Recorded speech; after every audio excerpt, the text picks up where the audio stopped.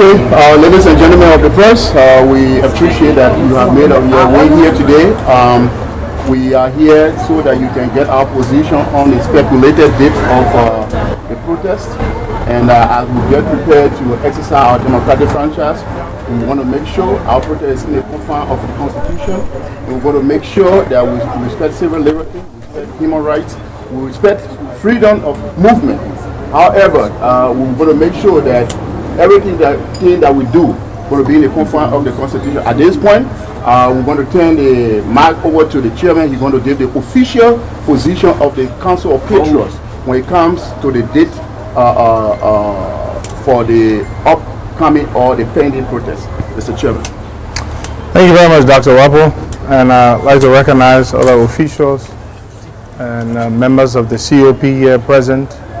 And I want to say good afternoon to you, our friends, members of the Fourth Estate. We're glad to have you whenever we call. This peaceful assembly has been widely reported here at home and abroad.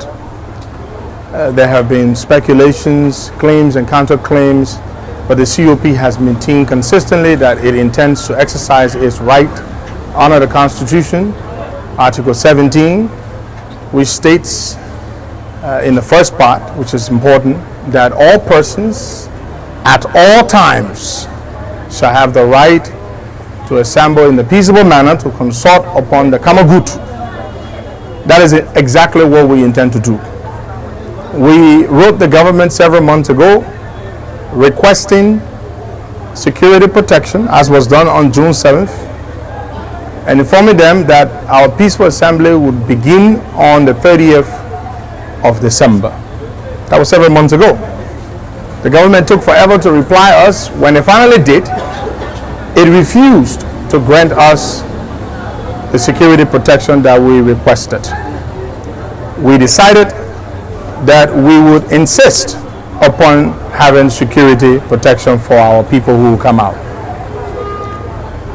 At the 11th hour of December 30th, the government and the international community had discussions without our involvement, it must be stated, and decided that it was not appropriate for us to hold the protest on the 30th of December, which was Monday of this week.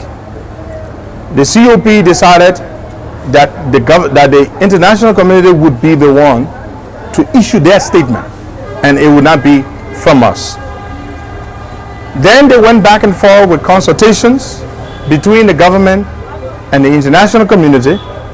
They came back to us with several dates, and we told them exactly what we want, which is Monday, January the 6th. On our Constitution, the government does not decide when the people assemble. In fact, it would be inimical to the protection of civil liberties and rights when the government has to decide when you, the citizen, can come out to express your democratic right. It is quintessentially undemocratic and unconstitutional that the government should dictate to its citizens when it cannot express itself. But the citizenry have the right to assemble at all times, and the government has the responsibility to provide security for them at all times. That is the reason why we pay taxes, with which the military was raised and the army was raised. The paramilitary police, they are paid so that they provide security for us at all times.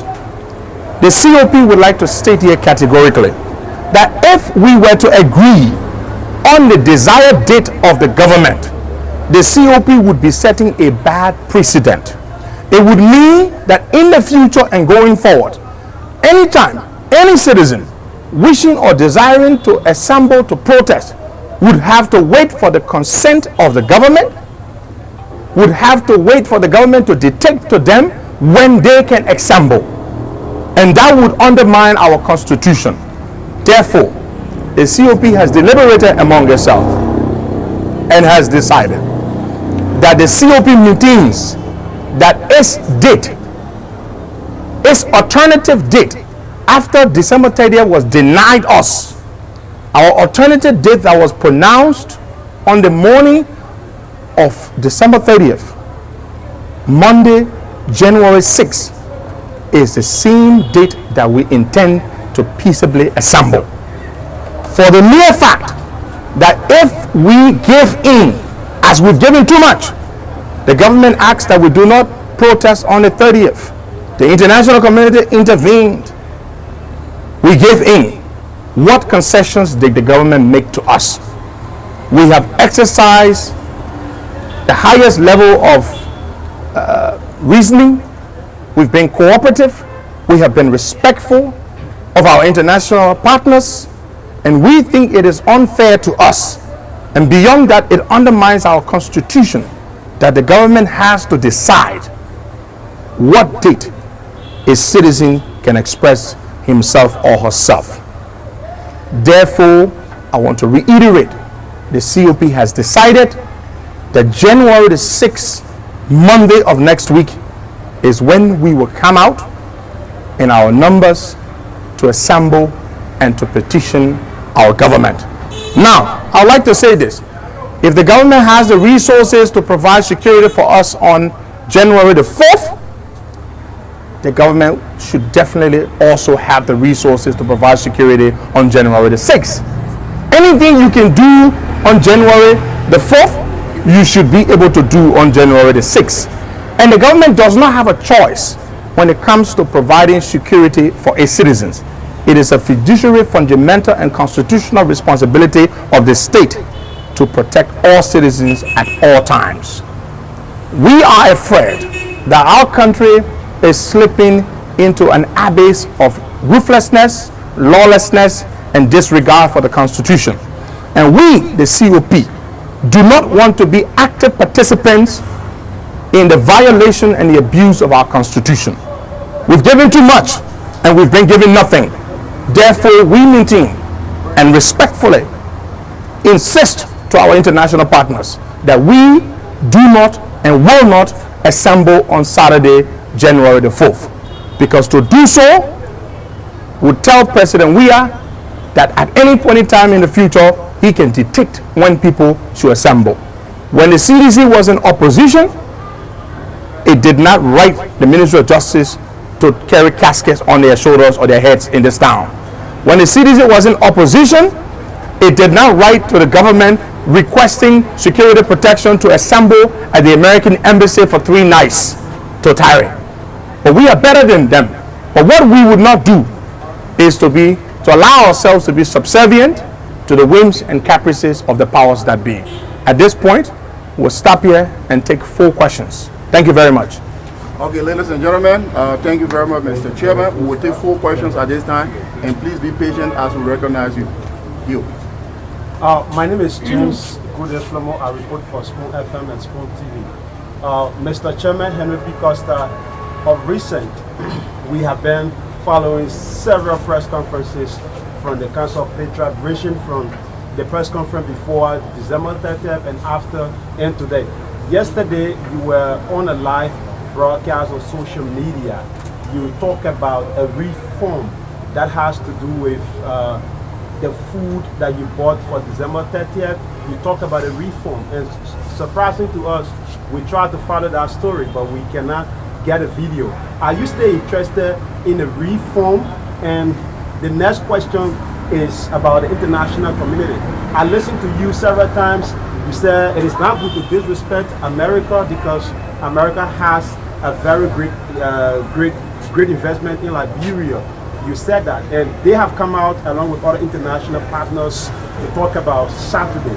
Are you going to disrespect them after saying it is not good to disrespect? Thank you very much. I think your choice of word is inappropriate. No one here is disrespecting America. This is our country. This is where we were born. We have certain rights in this country. The United States recognizes that. The United States knows that as much as we appreciate them for what they've done and continue to do here, there are limitations to what they can tell us and what they cannot tell us. To say that we the people maintain and insist upon the 6th of January is not an affront to the international community. It is the people simply expressing themselves and standing up to defend their constitution. It is not disrespect.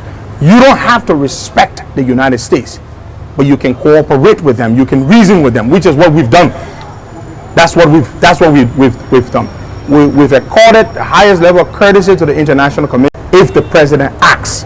And we have communicated this to the government through the international community. We've made this very clear. They went to the president. They informed the president that the COP is not hell-bent on doing a protest. If you, the president, can do X, Y, and Z, the COP might be inclined to call off the protest.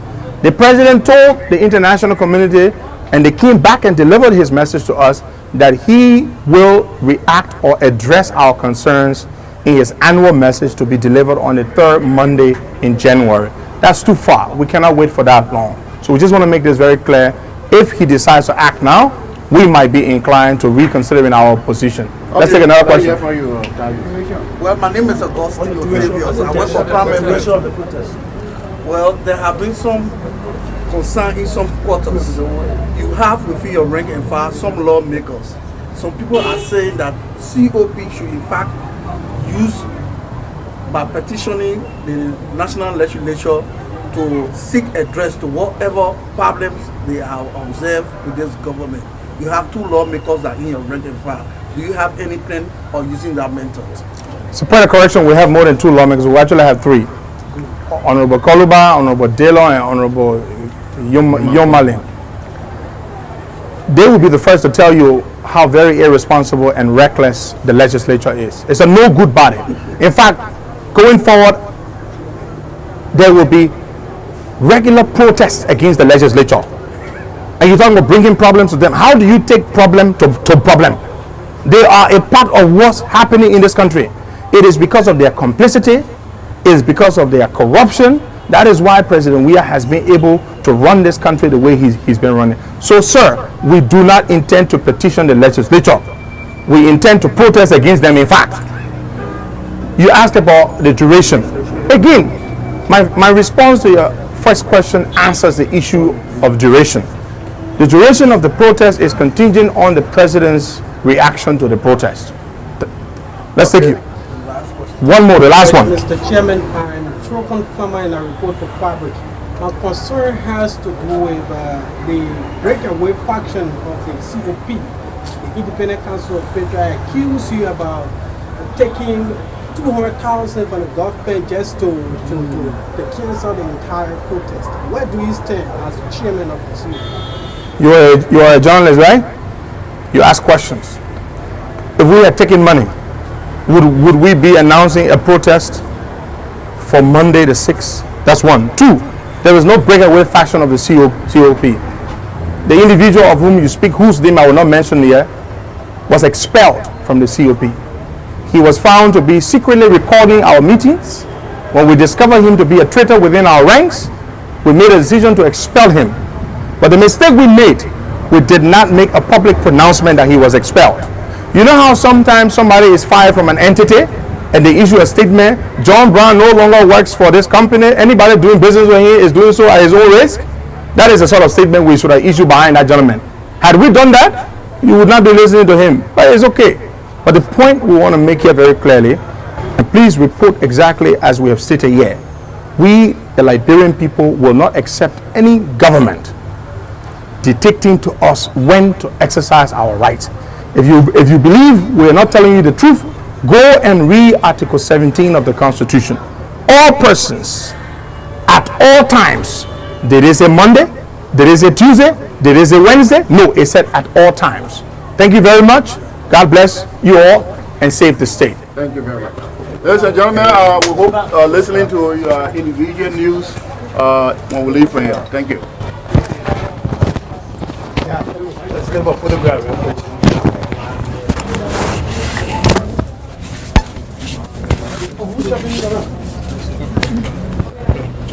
Where's Anthony? Anthony!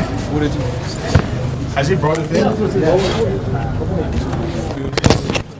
Not gonna see the photo. Who did it? Head here was so tough. Go to Gene. Gene, why the man always say you, my man? You love it. Okay, man. Wait. I'm sorry.